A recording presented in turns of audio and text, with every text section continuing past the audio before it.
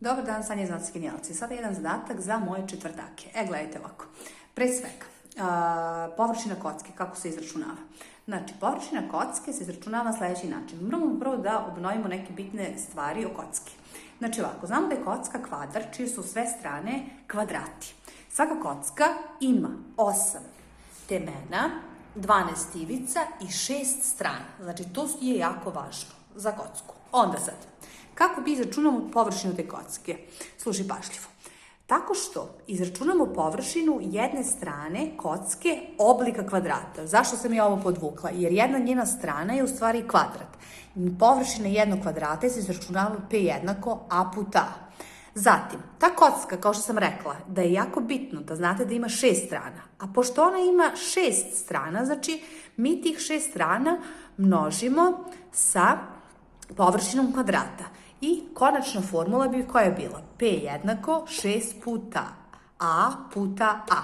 Ovo je u stvari površina kvadrata jedne strane kocke. Znači jedna ova strana. Tako. Sad, da krenemo od zadataka. Idemo prvi zadatak. Čekajte, nešto neće.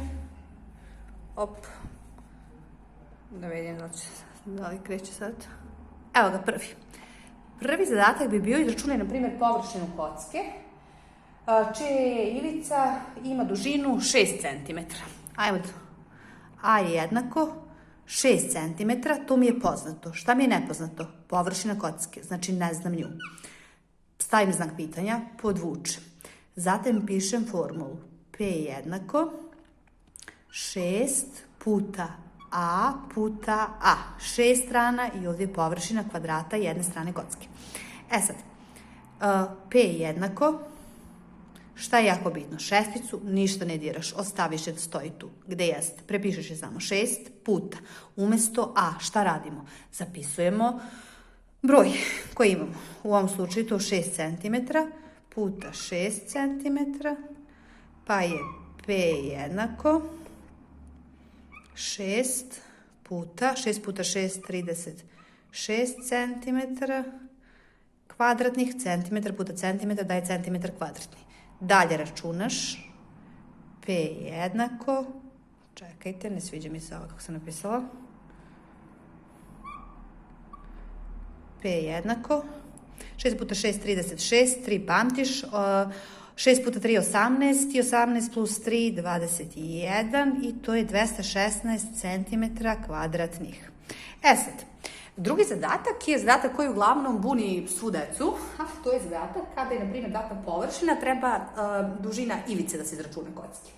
Sad ovako. Znači, taj drugi zadatak bi bio izračunaj dužinu ivice kocke, čija je površina 96 cm kvadratnih. Idemo u drugi primjer. P jednako, pišem 96 cm kvadratnih. Šta mi je nepoznato? Nepoznata mi je dužina ivice. A mi je znak pitanja, podvučem. Zapišem formulu. P jednako 6 puta A puta A. Šta sad radimo ovde? Ovde je jako ključna, bitna stvar. Znači, sad samo menjaš, pratiš slova iz formule. Tako najprostije objasnim deci. Umesto slova ovog P ovde, šta pišeš? Pišeš 96.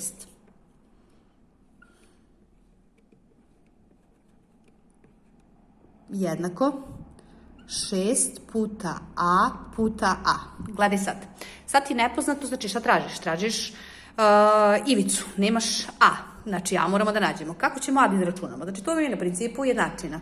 Tako da se sve povezuje jedno s drugim. A puta A. Prebaciš, znači prepišeš s druge strane. Je jednako. Šta radim sad? Površinu 96 cm kvadratnih podelim sa 6 strana. Dalje prepišem ponovo A puta A jednako. Ovo kad podelim to ispadne 16 cm kvadratnih. Sad dođo smo do ključne stvari.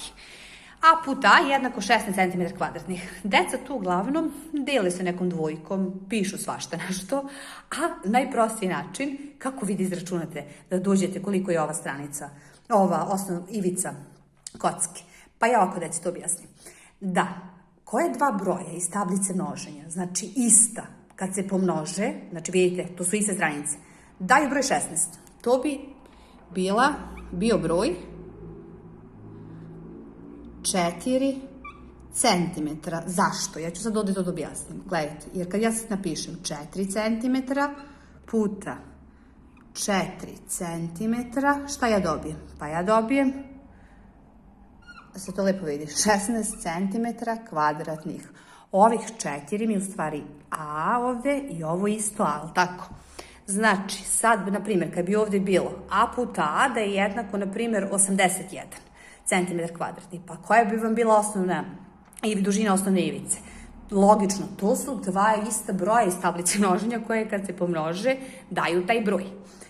I to bi bio broj 9, ali tako? I to bi bilo 9 cm. Tako da je to što se tiče sad kocke. Možemo još jednom da ponovimo. Znači, kocka je kvadar, čije su sve strane kvadrati. Kocka vam ima 8 temena, 12 ivica, jako bitno, imat ćete takve zadatke, da kocka ima 6 strana i najvažnije da znate formulu. Znači, nije bitno je ovo što sam ja vama sad objasnila, sad vam objasnila postupak, kako mi dođemo do te formule. Ali je veoma važno da vi znate napamet formulu, to je najvažnije. Znači, da ti znaš kako se računava površina kocke, isto i površina drugih figura, to je najvažnije. Vi ćete to najviše da koristite kroz zadatke. Znači, ovo ti je ovde najvažnije što sam markirala. Tako da to bi bilo to za današnji čas.